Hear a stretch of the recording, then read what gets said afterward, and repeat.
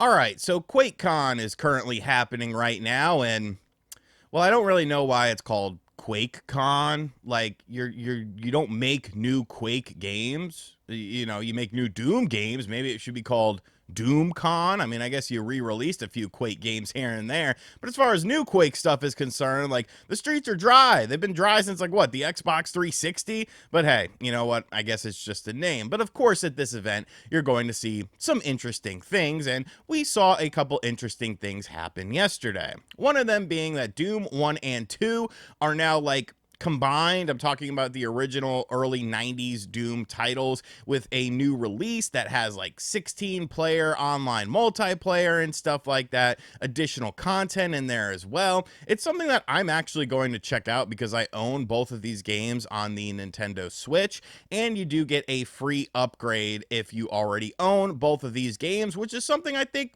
it's pretty cool. It's not, the biggest thing in the world or anything like that, but I think it's pretty neat. But I would say that the biggest announcement out of QuakeCon has to be this new Super Nintendo game, because I have questions like out the ass about this. Like, I don't understand how this is a thing for really a myriad of reasons. So I want to talk about this because it's something kind of unprecedented when you're talking about retro game releases as far as for older platforms and official games, because most of the time you see random indie developers and stuff like that, they will release games onto an older platform, NES, Genesis, Super Nintendo, but a mainline third party company, like, has that really been seen? Is this really a mainline third party company title?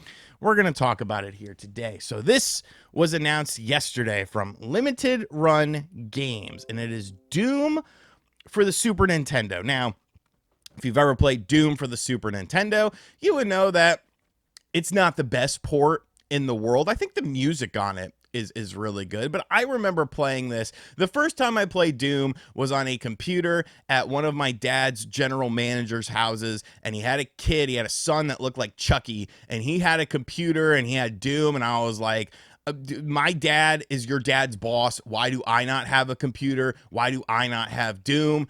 But I don't know, whatever. I guess that's just growing up. I get it. But also, I had a friend named Ryan who had a Super Nintendo, and one weekend we rented Doom, and it was fun. It's cool to blow away monsters and demons, especially on 16-bit platforms where you had like Wolfenstein 3D on the Super Nintendo, but Doom felt very different. Doom felt like something that you shouldn't be playing. Doom felt like your parents or your friend's parents were going to walk in the room and be like, "Hey, turn that off, pal."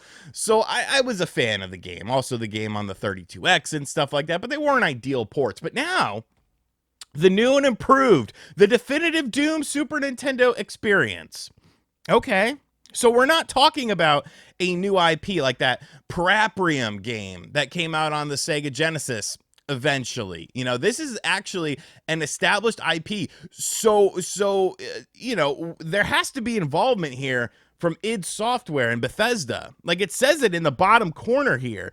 So this is like the first official, like, is this an official SNES game? Like, I guess it doesn't have Nintendo's blessing on it, but this is definitely something that we haven't really seen, unless I'm wrong. Feel free to correct me if I'm wrong, but we haven't seen a third party make a new game for a platform that's been dead for decades. So I think that in itself is amazing. So it's the definitive Doom SNES experience. It has all 4 Doom episodes, including Thy Flesh Consumed, because yes, on the Super Nintendo, it didn't have room to fit all of the content on there. So some content was cut, much like the 32X version, much like all versions that came out around that time. So they managed to fit everything on here, which is crazy. And we'll get into why in just a second. Added Circle Strafe. So we're not just, adding in content, we're actually adding in quality of life improvements into this as well.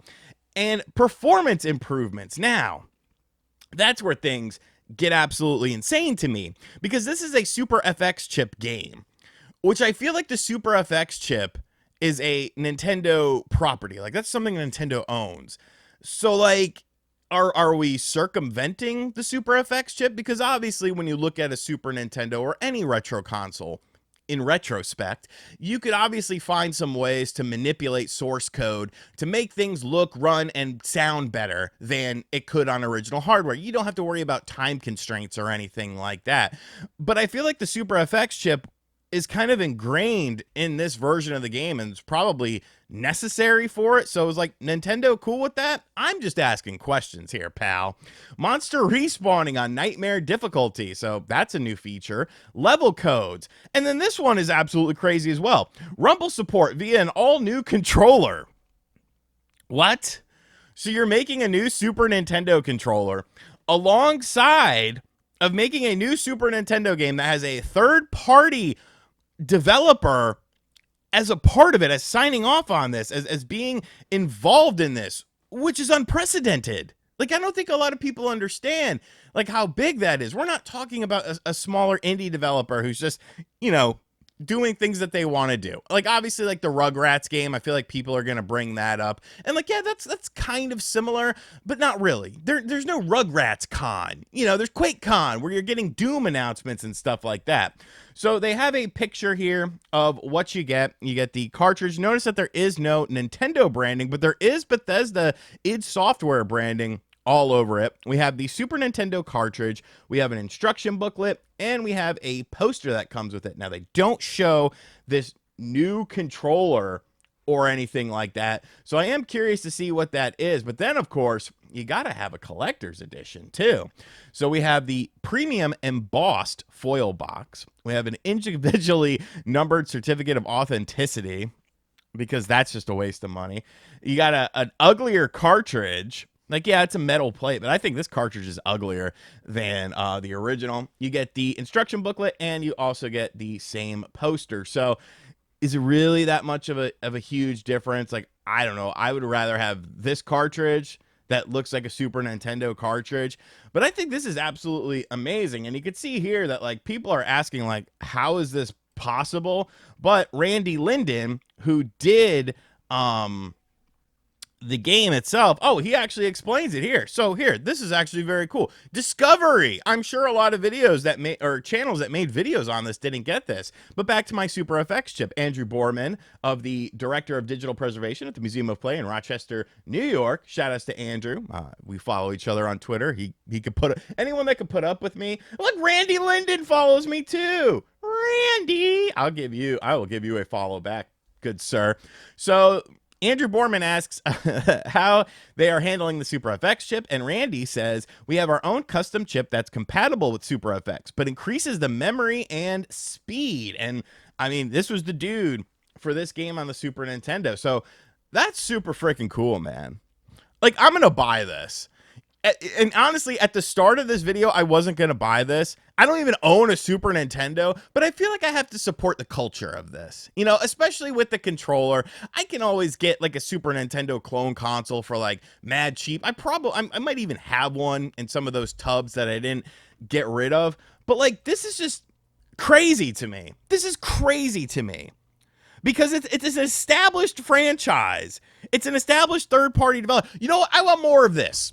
I want more of this. Sega, work with limited run games and have them hire someone to make more Sega Genesis SVP chip games. Give me my Daytona USA. Give me my Virtua Fighter that was supposed to come to the Sega Genesis via the SVP chip. Like, I feel like this just opens the doors to a lot of really cool retro gaming projects. And now it's like, well, what else can we do?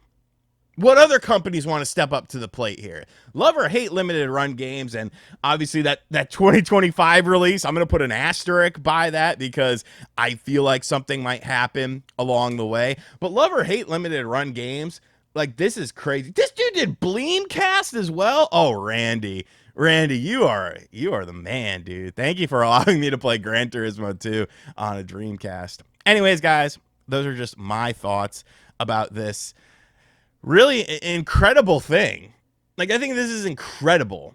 And yeah, you know, you could say, oh, it's a ROM hack. ROM hacks you shouldn't charge for ROM hacks, blah, blah, blah. But I feel like this is above a ROM hack. Like, this is an officially licensed product. to where, and you know, now that I'm thinking about it, like Capcom did re-release Street Fighter 2 through Retrobit. So I guess it's not unprecedented, but there wasn't enhancements done. I think that's what's kind of like my big like shocking moment with this. Are the enhancements done? Are the, you know, things being added to the game, and then like a new controller with rumble support? Like what the hell is that gonna look like? Anyways, guys, I'm gonna quit rambling because I'm all over the place with this. Let me know what you think of this. Do you think this is cool? Do you think this is predatory? Are you interested in this? Is anyone gonna watch this video? I don't really know. I think it's cool as shit. So hopefully you do too. And as always, guys, thank you for checking out this video. If you've made it all the way to the end, make sure you hit that subscribe button, like, comment, and share. Hit the bell as well. Check out the links in the description box down below. I have created a Facebook page for the Art of N64 Wrestling Games book that will be coming out in 2024. That is the best place to get updates on that game, have fun, interactions, and stuff like that. You know, there will be stuff on my normal social medias if you don't have a Facebook, but that's going to be definitely more concentrated and more focused on that project. And as always, I'll catch you guys on the next video. Later.